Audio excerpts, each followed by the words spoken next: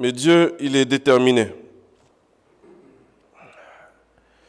Quand il parle sur ta vie, sur ma vie, il court derrière sa parole. C'est l'expression que je prends, mais c'est comme s'il faut que tu vois, comme s'il court derrière sa parole pour accomplir sa parole dans ta vie. Alors parfois, c'est nous qui faisons ralentir les bénédictions à cause de nos péchés, à cause de nos manquements, nos erreurs. Nous sommes des êtres humains, c'est comme ça. Mais une fois qu'on est bien cadré, qu'on est sur le bon chemin, tout devient un peu plus aisé, tout coule de source, et Dieu peut agir pleinement dans nos vies.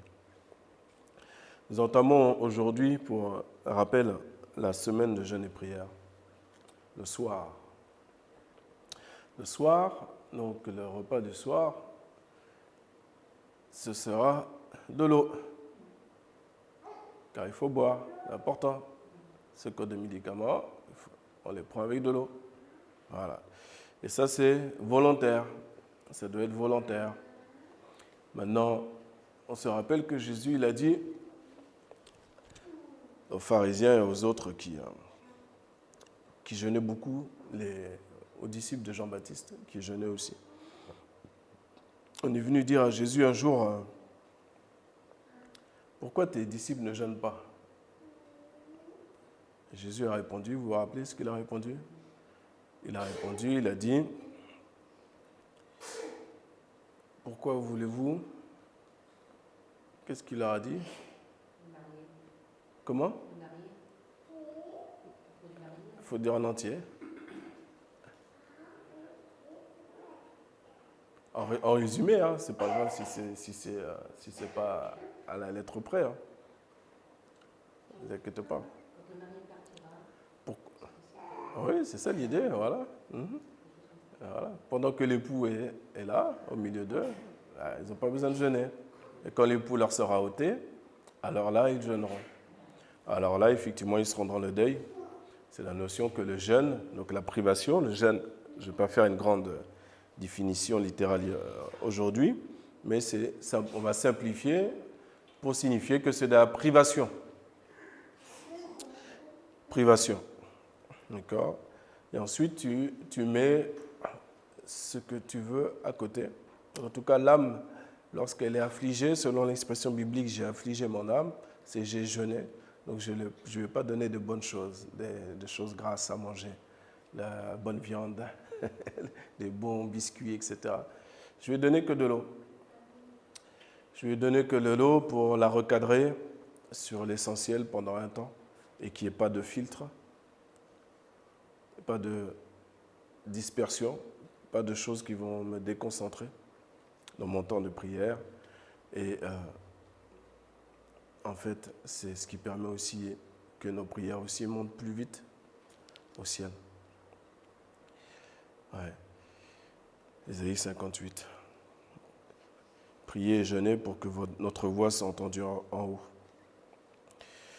Et dans le jeûne et prière, il y a pour cette semaine on va poursuivre l'idée de dimanche dernier, c'est de continuer à prier pour tous ceux qui ne sont pas encore au Seigneur. On prie pour les autres, mais on prie pour nous aussi. On prie pour nous, premièrement. Donc ce soir, il n'y aura pas de réunion ici ce soir, mais ce soir, chacun dans sa maison, celui qui aura décidé dans son cœur, va éviter de manger, va boire tranquillement, et puis va prendre sa Bible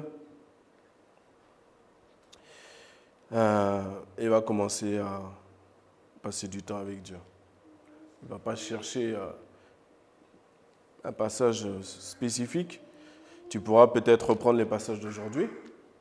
Chaque jour, j'enverrai par SMS les passages concernant le jeûne et la prière, qui seront toujours intéressants de se replonger dessus. Mais le premier soir, c'est chercher l'Éternel pour qu'il te donne aussi la direction de tes prières. Parce que, comme l'apôtre Paul a dit, je combats, mais pas comme battant l'air. Voilà. Tu peux faire des jeûnes et prières, tu peux faire beaucoup de choses, des activités spirituelles entre guillemets, mais tu peux t'épuiser et ne pas toucher le but. Donc ce qu'il faut, c'est vraiment rechercher la direction, rechercher la cible et demander au Seigneur la force d'atteindre cette cible-là. Voilà. Donc tu vas penser, c'est-à-dire que par exemple, tu vas penser à une personne pendant cette semaine et le Seigneur, au fur et à mesure des heures et des jours qui passent, va t'amener d'autres personnes à cœur à prier pour eux. Et peut-être qu'il va te donner des songes, peut-être qu'il va te donner des visions précises pour ces personnes-là, pour que tu pries pour eux. Ah, pas pour faire le journaliste, mais pour prier pour. Bien, on va donc couper ce jeûne-là dimanche prochain, tous ensemble. Donc je précise que c'est uniquement le soir pour démarrer, et ce sera déjà bien. Si on arrive à faire cette semaine-là, ce sera déjà bien. Et ensuite, au fur et à mesure, j'espère qu'on pourra arriver au stade où on peut jeûner et prier. Non pas pendant un seul repas dans la journée, mais 2, voire 3, etc. D'accord ? Bien, je vous invite à prendre Zacharie, le livre de Zacharie, au chapitre 7, pardon. Zacharie, au chapitre 7.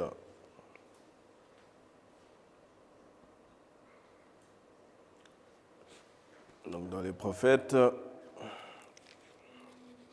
dans les derniers, voilà, l'avant-dernier livre de l'Ancien Testament.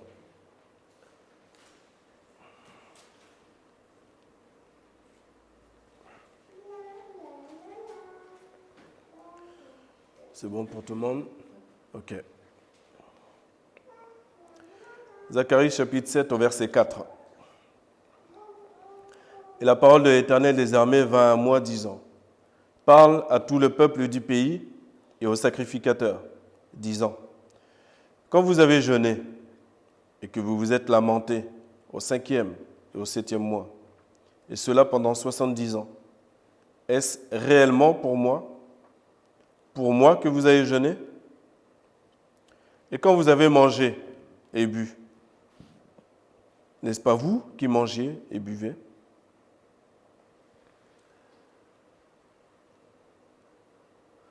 Je relis, verset 5.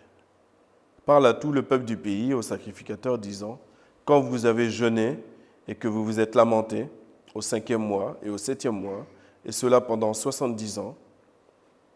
70 ans, hein?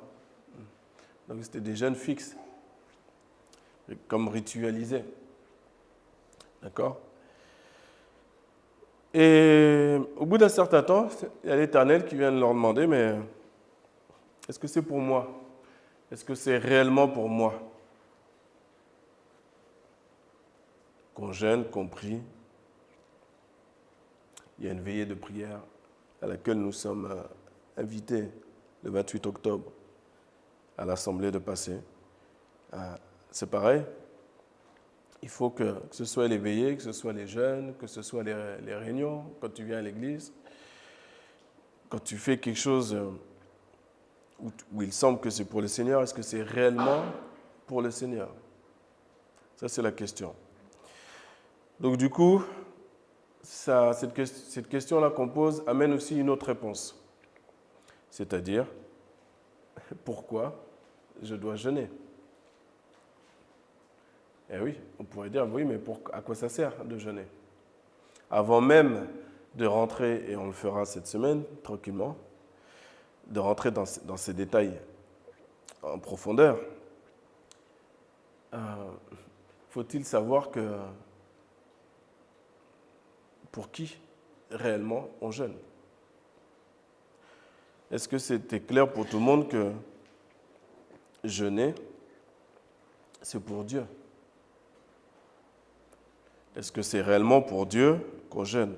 Est-ce que c'est réellement pour Dieu que nous allons passer une veillée de prière Est-ce que c'est réellement pour Dieu? Ça, c'est la bonne question. C'est la bonne question qu'on doit se poser. Et là, on parle du jeûne, mais on pourra parler de différentes autres choses. Je parlais de la communion fraternelle quand on vient à l'église. Peut-être pas ici, mais en tout cas, dans d'autres endroits, peut-être on peut venir aussi à l'église pour le prédicateur, pour la chorale, ça j'ai déjà entendu ça, pour l'ambiance, pour les repas en commun, est-ce qu'on mange bien, pour ces différentes petites choses. Mais est-ce qu'on comprend que c'est pour Dieu ou on met Dieu de côté?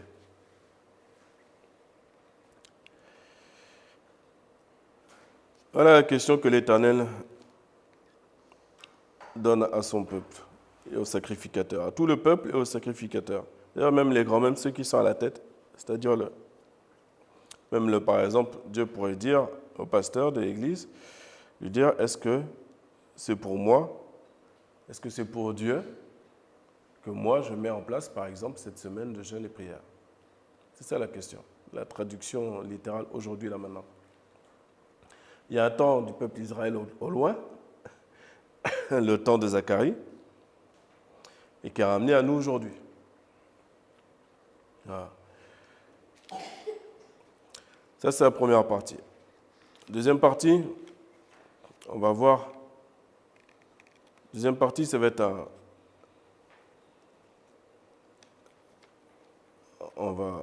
avant le témoignage, on va lire. On va aller dans le livre de Daniel, au premier chapitre. Toujours dans les prophètes, après Ézéchiel. Daniel, chapitre 1.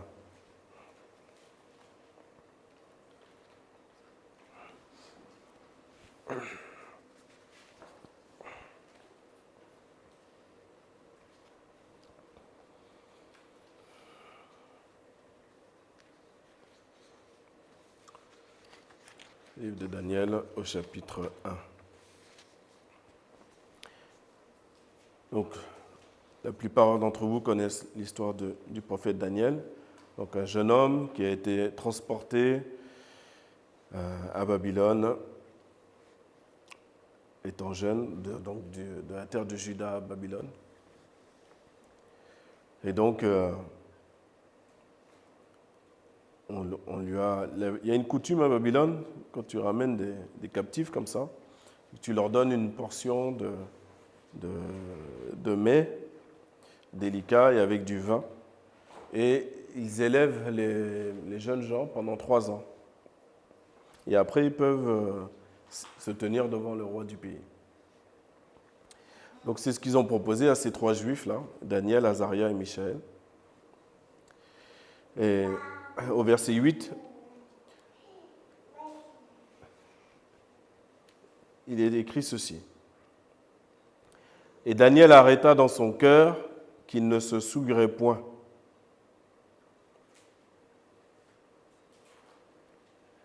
C'est-à-dire que là, il y a une résolution. C'est très profond. Si je décide d'accomplir cette semaine de jeûne et prière, il faut que je comprenne que ma chair n'a pas du tout le même programme, n'a pas du tout le même projet. Ma chair a des projets de mets délicats, de vin, de pâtisserie, de beignets et autres. Donc pour que je puisse réussir, il faut que je sois résolu, comme Daniel. Et Daniel arrêta dans son cœur qu'il ne se souillerait point par les mets délicats du roi et par le vin qu'il buvait. Et il demanda au prince des eunuques de lui permettre de ne pas se souiller. On parle de souillure parce que vous comprenez bien que pour des Juifs transportés à Babylone, la nourriture de Babylone, elle n'est pas cachère. Et donc les Juifs, selon leur loi, ne doivent pas manger de la nourriture qui n'est pas cachère. Ils ne peuvent pas manger de tout et n'importe quoi. Ils ne peuvent pas manger le sang avec la viande. Ils ne peuvent pas manger un agneau qui n'a pas été sevré, un veau qui n'a pas été sevré. Tout ça, il y a des raisons, ils ne mélangent pas le lait et la viande. Tout ça, il y a des raisons. Ces raisons naturelles ont une signification spirituelle aussi, bien sûr. Mais c'est la raison pour laquelle je parle un peu en détail de ça, parce que c'est la raison pour laquelle il est écrit qu'il ne se souillerait point. Voilà. Aujourd'hui, on est au courant qu'effectivement la nourriture peut souiller. Elle peut souiller la nourriture, avec tout ce qu'on ajoute dedans, afin qu'on puisse revenir toujours même, qu'on soit addict. Mais pour réussir donc cette semaine-là, il faut être résolu de ne pas nous souiller. Alors, il ne s'agit pas seulement de nourriture, bien sûr, parce que j'espère que ce ne sera pas chose difficile pour nous, mais il y a aussi toutes les autres choses de la vie, les choses du monde. Il est écrit dans la Bible que, oui, on vit dans le monde, mais nous, on n'est pas du monde. Il est écrit aussi que nous ne devons pas aimer le monde ni les choses qui sont dans le monde, dans le sens de l'attachement, faire un avec la chose. Faire un, c'est ça l'amour dont il est question. Par exemple, quelqu'un qui fait un avec son club de foot, avec quelle que soit sa passion, ça va être très difficile pour lui de couper. Ça va être très difficile. Ça signifie qu'il aime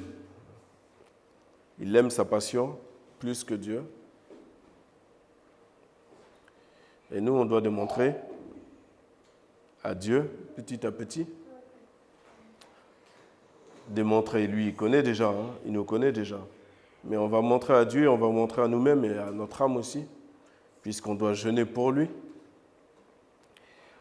On va être concentré vraiment à ne pas nous souiller. Concentré.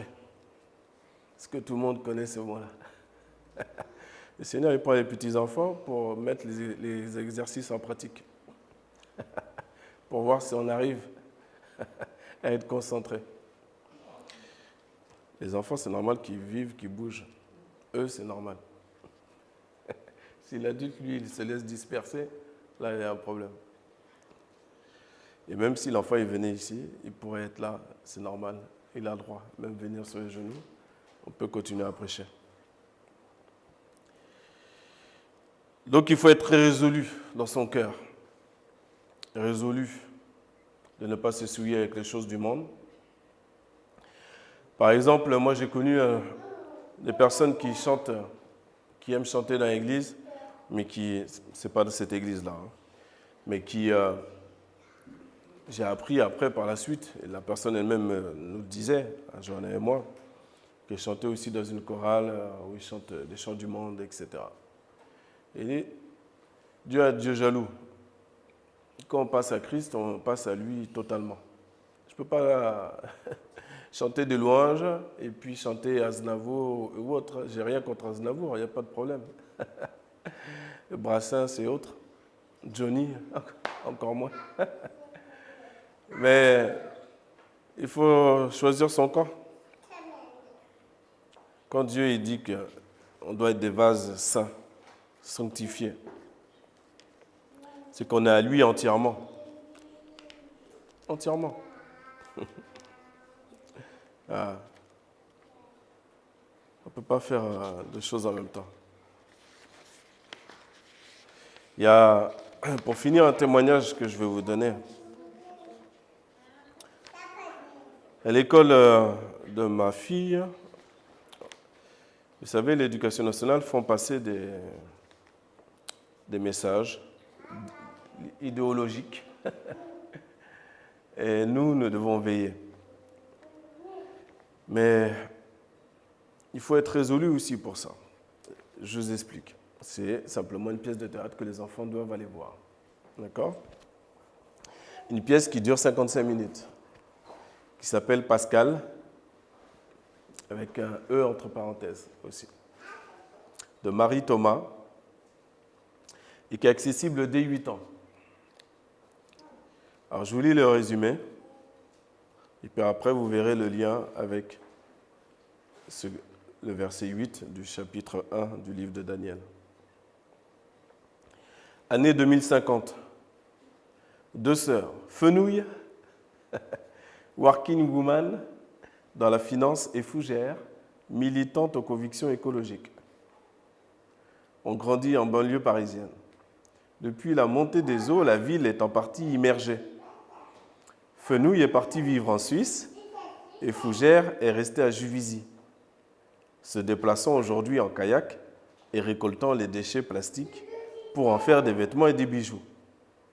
Pourquoi pas? C'est mignon, tout va bien. Hein? Un jour, Fougère annonce à sa sœur qu'elle est amoureuse. Mais ce n'est ni d'un homme, ni d'une femme, mais de Pascal, avec le E entre parenthèses. 3 petits points. La dernière huître sur Terre. Okay. Fenouil s'oppose d'abord à cette relation avant de découvrir que Pascal produit des perles de nacre. 3 petits points. Alors voilà le commentaire. Il dit « Avec cette comédie, la compagnie Groupe Odyssée nous amène à questionner les frontières de genre et de mettre en jeu le lien indéfectible entre les êtres humains et la nature. Les 2 héroïnes ont choisi des destins opposés, rester et s'adapter, partir dans un pays encore épargné, conserver, protéger, accueillir. Bon. Grâce à la fiction, la poésie et l'humour, Pascal offre un autre regard sur le monde d'aujourd'hui. Bien. Alors, les nuances et la poésie et la sémantique passée, nous voyons là effectivement toute l'idéologie du monde, de l'éducation nationale. Maintenant, ça, ce n'est pas suffisant que je sache ça. Ce n'est pas suffisant. Si j'arrête dans mon cœur que nos enfants sont sous notre responsabilité, hein. D'accord? Donc, moi, je suis responsable de donner, je crois que c'était 2 €, je ne sais plus, peu importe le montant, mais si je donne le montant, si j'envoie donc ma fille regarder ce spectacle-là, je cautionne. Que je veuille ou non. Puisque j'ai pris connaissance, ma conscience étant attaquée, la conscience du prophète Daniel étant attaquée en voyant les mets délicats du roi, le vin qu'il boit, toute cette nourriture qui n'est pas cachée, tu arrêtes dans ton cœur que tu ne vas pas te souiller. Donc tu arrêtes dans ton cœur que tu ne vas pas envoyer tes enfants voir ce genre de choses. Je vous rappelle que là, Daniel est un jeune homme qui est captif. Hein. Il est prisonnier. Hein. D'accord? Nous, on est là, relax. Mais lui, là, il est prisonnier, à la base. Mais quelles que soient nos situations, on l'a dit tout à l'heure, dans les chants ou dans la prière, je ne sais plus. Mais quelles que soient nos situations, Dieu, il ne change pas. Sa loi, elle ne change pas. Sa parole, elle ne change pas. Ses principes ne changent pas. Lui-même, il ne change pas. Mais nous, est-ce qu'on va faire des zigzags pour plaire au monde? Non. Puisque nous ne sommes pas censés être du monde. Donc j'ai appelé la directrice, je lui ai dit en toute tranquillité que ma fille n'irait pas. Elle était étonnée, elle dit « Ah oui, mais si c'est obligatoire, ça fait partie du cursus, etc. » Je dis « Oui, je comprends, rassurez-vous, ça nous est déjà arrivé dans d'autres écoles. Il est hors de question que... » Donc calmement, je lui ai expliqué qu'il est hors de question que sur les questions de genre, l'homosexualité, etc., je laisse mes enfants être instrumentalisé par l'idéologie de l'éducation nationale. Et donc, elle m'a répété le fait que oui, mais bon, c'est obligatoire, tout ça. Et moi, je veillerai à ce que Elina soit là, comme ça. Sinon, je serai obligé de signaler à l'inspection. J'ai dit oui, madame. Oui, bien sûr, il n'y a pas de problème. Il faut être résolu. Si tu es résolu dans ton cœur, tu ne vas pas prendre peur par un mot qui s'appelle inspection, ou quel que soit le mot là. Et si tu as peur des êtres humains, plus que de Dieu, c'est compliqué. On voit qu'à la fin de l'histoire, Daniel et ses amis ont eu fait et cause et qu'on leur a donné que des légumes à manger et de l'eau à boire. Et à la fin de l'histoire, ils ont été plus gras, en meilleure santé, en meilleure forme que tous les autres qui avaient mangé la nourriture qui n'était pas cachère. Donc si nous, on veut être en bonne santé,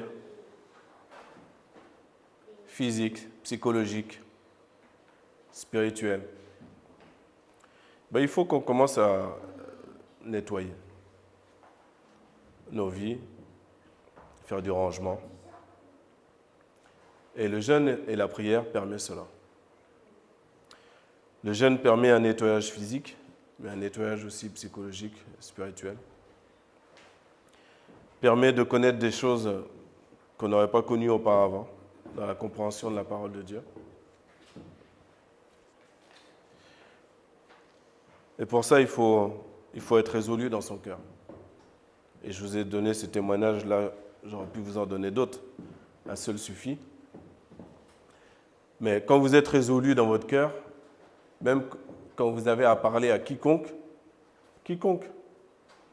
vous allez le faire avec calme et tranquillité, sans crainte.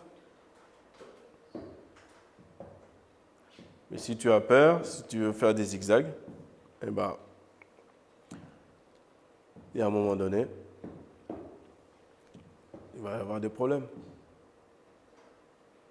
À un moment donné, tu peux avoir un de tes enfants qui vient. Si tu as une fille qui s'appelle Magali, elle peut venir et puis arriver à l'âge de 15 ans, 16 ans, te dire, tiens, je te présente Julie, ma copine. On va se paxer bientôt. Vous savez, le diable, il envoie c'est du venin. La morsure du serpent, la morsure, elle fait mal, mais ce qui tue, ce n'est pas les crocs du serpent. Ce n'est pas ça qui tue les gens. C'est le venin qui vient derrière. Et le venin, il se diffuse. Il prend un temps certain pour se diffuser dans le corps. Et au fil des siècles, le diable a envoyé beaucoup de venin sur le monde. Et pour guérir de cette morsure et de ce venin, il y a un seul antidote, c'est Jésus. Un seul antidote, c'est Jésus. Quand on vient à Jésus, ensuite, ce qu'il fait, puisque c'est le plus grand des médecins, selon la vie de chacun, il va détailler, en toute simplicité, il va détailler. Il va guérir, bien sûr, il va soulager, il va avoir compassion, pas de problème, mais il va aussi expliquer. Voilà. Tu as telle pathologie parce que tu as fait telle chose. Tu as laissé telle chose traîner dans ta vie. Tel mensonge, tel non-pardon, tel ceci, tel cela. Et le jeûne et la prière permet de faire le point, premièrement, pour nous-mêmes, parce que prier sur les autres, c'est bien, hein, il n'y a pas de souci. Mais il faut aussi que nous, individuellement, aussi, on progresse. Qu'on fasse le ménage chez nous. Voilà, c'est important. Et c'est vraiment cette image de ménage que j'ai à l'esprit, de ménage, de laver, de propreté, de rendre tout l'intérieur propre. C'est ce qui se passe physiquement. Ça, il n'y a pas besoin d'être croyant pour... ça, n'importe quel médecin vous le dira. Mais spirituellement aussi, c'est la même chose. Voilà. Ça, c'est important. C'est important. La réussite dépendra de si on est résolu ou pas, comme Daniel. Voilà. Mais si on est focalisé, par exemple, sur le témoignage dont je vous ai parlé, si j'étais focalisé uniquement sur le côté inspection académique, le côté obligatoire, le côté tout ce qu'on veut, qui semble faire peur, bah, je vais céder. Je vais céder. Et si je cède à ce niveau-là, pourquoi pas céder devant une statue d'or? Hein? Ça, c'est la toute première petite épreuve qu'ils ont eue tout petit. Juste de la nourriture. Ça semble rien. Et derrière, les épreuves vont monter en difficulté. Il n'a pas été mis tout de suite dans un fosse au lion. On ne leur a pas dit tout de suite de s'agenouiller devant une statue d'or. Ah. Donc déjà, de base, si je suis à Christ, les petites épreuves que j'ai déjà d'office dans la vie de tous les jours, concernant la télévision, concernant mes pensées vis-à-vis d'un tel ou d'une telle, déjà, il faut que je sois déjà carré à ce niveau-là. Et après, je pourrais passer les épreuves un peu plus difficiles. Eh oui. Bien. On va demander au Seigneur de nous aider à nous régénérer. Mais c'est nous-mêmes qu'allons activer cette régénération. Ma sœur, tu peux appuyer, s'il te plaît.